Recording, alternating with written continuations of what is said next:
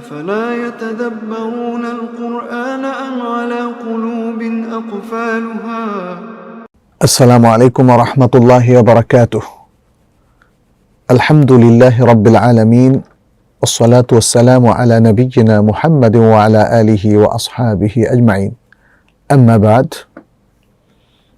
সম্মানিত শ্রোতা ভাই এবং বোনেরা, আপনাদের সবাইকে তাদাব্বুরুল কোরআনের আজকের পর্বে আমন্ত্রণ জানাচ্ছি। আমরা আজকে আল কোরআন তেলাওয়াতের কিছু বিষয় আপনাদের সামনে উপস্থাপন করব। আল্লাহ সুবহানাহু ওয়া তাআলা তিনি আল কোরআনকে হেফাজতের দায়িত্ব নিজেই নিয়েছেন। ফলে আল কোরআন চিরস্থায়ীভাবে, অবিকৃতভাবে কিয়ামত পর্যন্ত এই পৃথিবীতে থাকবে। আর এই যে বৈশিষ্ট্যের কথা বললাম, এটা অন্য কোনো আসমানি কিতাবের ক্ষেত্রে এটি প্রযোজ্য নয়, কারণ আল্লাহ সুবহানাহু ওয়া তাআলা আল কোরআনের হেফাজতের দায়িত্ব নিজেই নিয়েছেন। তিনি বলেছেন, ইন্না নাহনু নাযালনা যিকরা ওয়া ইন্না লাহু লাহাফিযুন, নিশ্চয়ই আমরাই আয-যিকর তথা আল কোরআনকে নাজিল করেছি এবং আমরাই একে হেফাজত করব।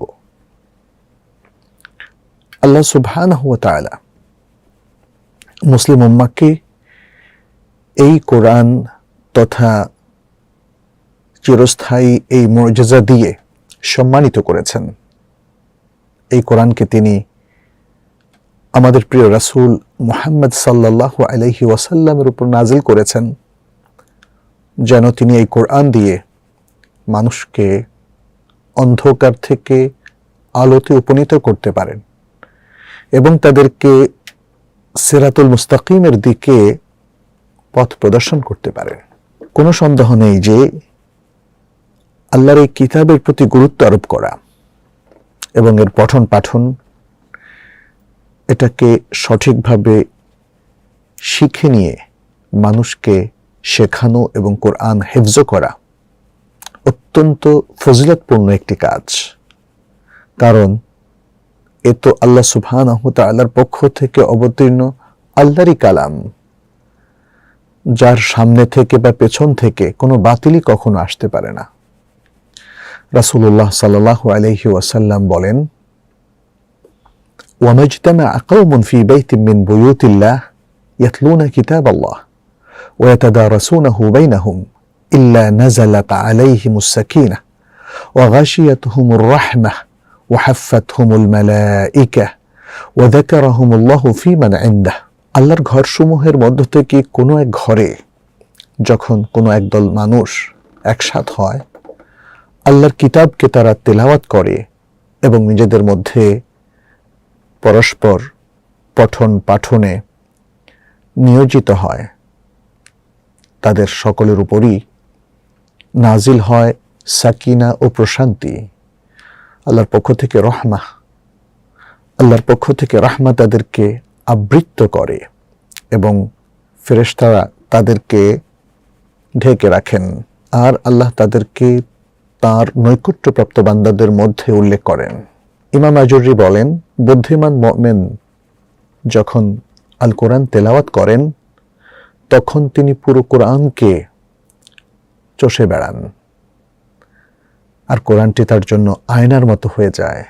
এই আয়নায় সে দেখে তার কোন কাজগুলো সুন্দর এবং উত্তম এবং কোন কাজগুলো মন্দ এবং খারাপ, এবং তাকে তার মাওলা ও রব যে বিষয়ে আগ্রহ দেখিয়েছেন, যে বিষয়ে তাকে উৎসাহিত করেছেন, সে বিষয়ে উৎসাহিত হয় এবং আশা পোষণ করে। আর যে ব্যক্তির এ হলো বৈশিষ্ট্য ও সিফাত, কিংবা এই ভালো গুণের কাছাকাছি বৈশিষ্ট্য যার অর্জিত হয়, সেই প্রকৃতপক্ষে আল কোরআনকে সঠিক ও যথার্থভাবে তেলাওয়াত করতে পেরেছে এবং আল কোরআনকে যেভাবে মেনে চলা দরকার সে সেটাও করতে পেরেছে। এবং এটি করতে পারলে কোরআন তার জন্যে সাক্ষ্যদাতা হয়ে যায়, তার জন্য শাফাতকারী হয়ে যায় এবং তার বন্ধু এবং তার হেফাজতকারী হয়ে যায়। এ গুণাবলী যার অর্জিত হয় সে তার নিজেকে ও নিজের পরিজনকে উপকার পৌঁছাতে পারে এবং এই সুন্দর কাজ স্বভাব এটি তার পিতামাতার ক্ষেত্রে এবং তার সন্তানের উপরেও দুনিয়া আখিরাতের কল্যাণ সহকারে আপতিত হয়। এ হচ্ছে ইমাম আল আজুররির সুন্দর কথা। ফলে সম্মানিত শ্রোতা ভাই এবং বোনেরা, আমরা যদি আল কোরআন নিয়ে যখন এটিকে তেলাওয়াত করি, একটু তাদাব্বুরও করি, তাহলে আশা করা যায় এই যে ফজিলতগুলো আমরা হাদিসে জানলাম এবং ইমাম আজুররির কথায় আরও বিস্তারিতভাবে আমাদের কাছে যে বিষয়টা, যে দিগন্তটা উন্মোচিত হলো, সেগুলো অর্জন করা আমাদের জন্য সহজ হয়ে যাবে। আল কোরআন অনেক বড় নিয়ামত। আসুন না আল কোরআন সঠিক ও যথার্থভাবে তেলাওয়াত করে, চিন্তা গবেষণা করে আমরা আমাদের জীবনকে, আমাদের সকল কর্মকাণ্ডকে, আমাদের দুনিয়া আখিরাতকে এবং আমাদের পরিবার পরিজনকে সহ সব কিছুকে আমরা সৌন্দর্যমণ্ডিত করি, আমরা কল্যাণ লাভ করি এবং আল্লাহর নৈকট্যপ্রাপ্ত বান্দাদের মধ্যে অন্তর্ভুক্ত হয়ে যাই। আল্লাহুম্মা আমিন ইয়া রাব্বাল আলামিন। হাদা ওয়া সাল্লাল্লাহু ওয়া সাল্লামা আলা নাবিয়িনা মুহাম্মাদ ওয়া আলা আলিহি ওয়া আসহাবিহি আজমাইন। ওয়াসসালামু আলাইকুম ওয়া রাহমাতুল্লাহি ওয়া বারাকাতুহু।